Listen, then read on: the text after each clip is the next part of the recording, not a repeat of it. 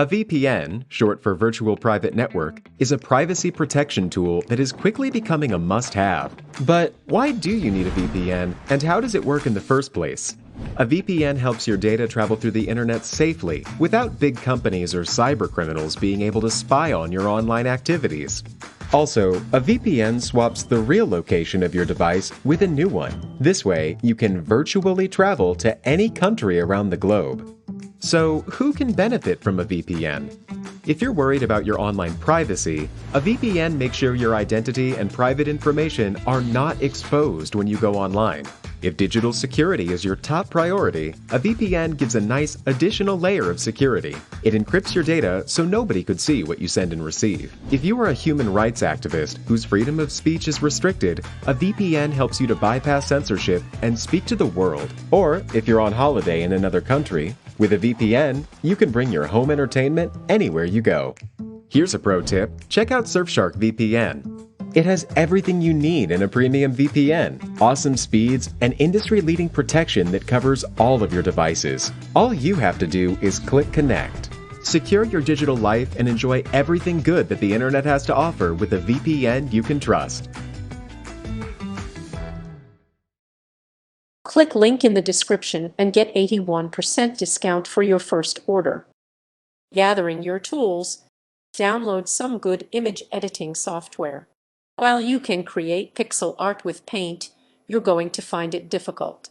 Some of the most popular pixel art programs include Photoshop, Paint, Net,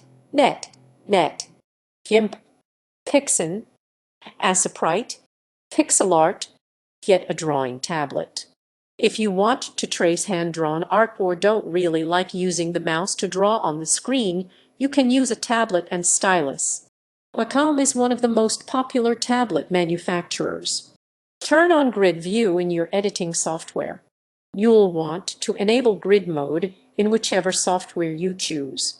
This will allow you to see clearly where each pixel will go.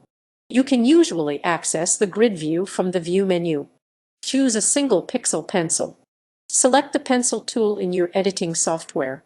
In the pencil's options, choose the single pixel brush, brush, brush, brush, brush, brush, brush, brush, brush, brush, brush,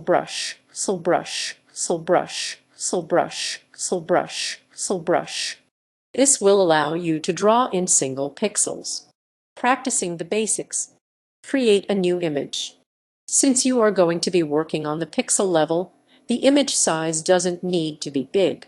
The entire screen in the original Super Mario Bros. Game is only 256 x 224 pixels. Mario himself is only 12 x 16 pixels. Zoom in. Since you're going to be working with individual pixels, you'll want to zoom very far in so that you can see the grid and where each individual pixel is placed. You may need to zoom in over 800% to clearly see the pixels in the grid. Practice drawing a straight line. This may seem like a simple concept, but if the line is even 1 pixel off in the middle, it will be noticeable.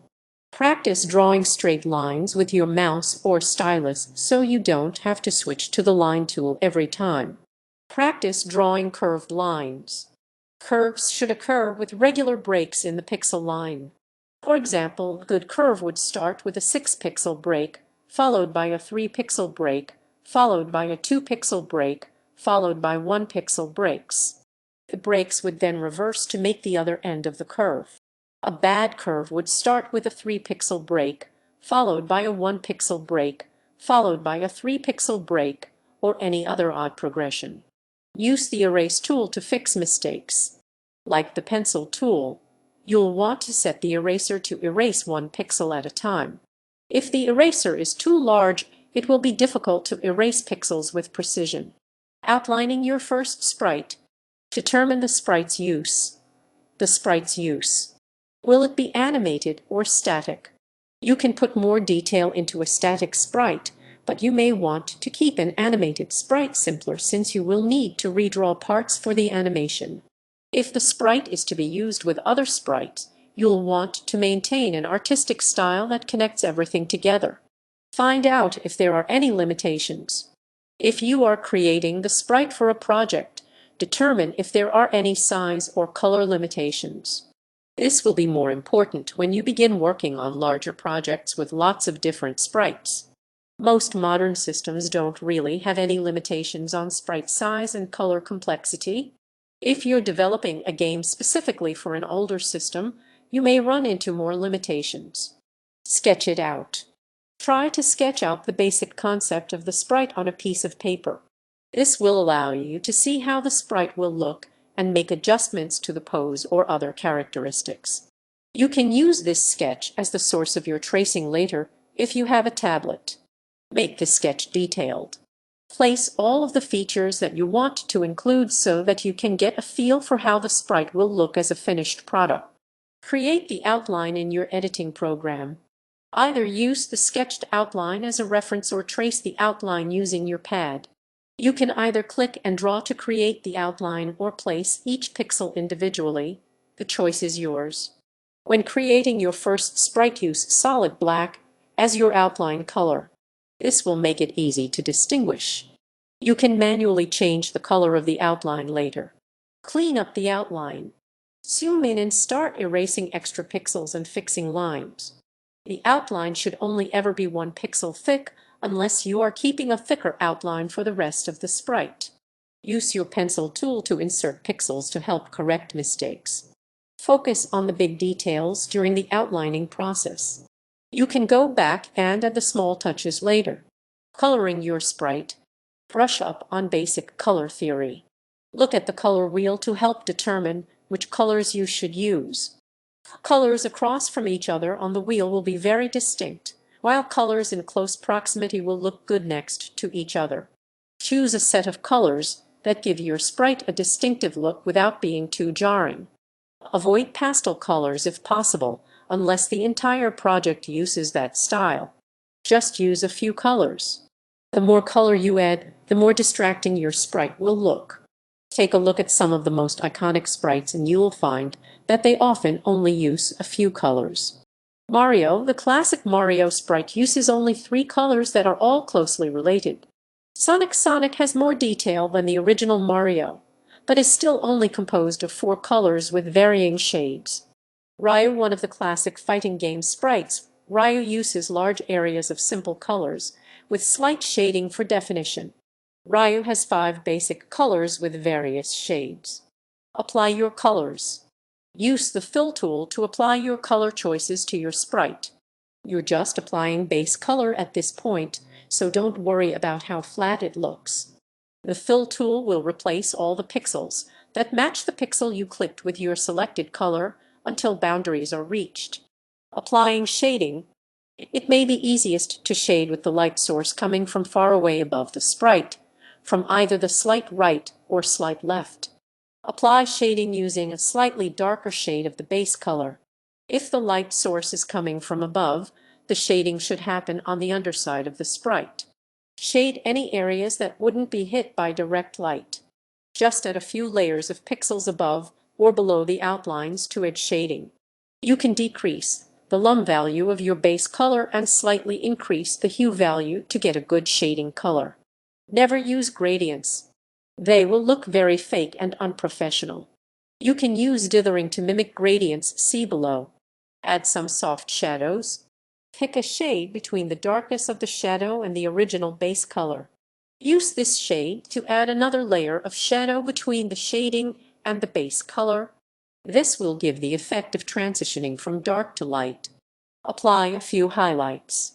These are spots on the sprite that are being hit the most with the light. You can add highlights by using a shade that is slightly lighter than the base color. Use highlights sparingly as they can become distracting. Using advanced techniques. Try some dithering. This is an effect that allows the artist to represent a shift in shade. It allows you to create a gradient effect with only a few colors by alternating pixel placement to create the transitions. The amount and placement of 2 different pixel colors in a pattern can trick the eye into seeing different shades. Dithering tends to be overused by beginners, so try to avoid using it except in rare instances. Practice anti-aliasing. Pixel art is defined by the noticeable pixels, but sometimes you want to blend the lines to make everything look a bit smoother.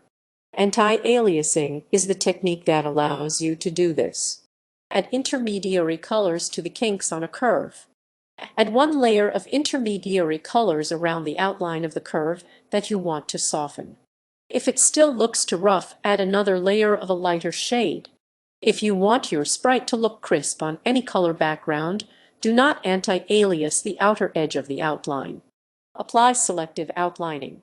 This is the term for coloring the outline similar to the colors used to fill.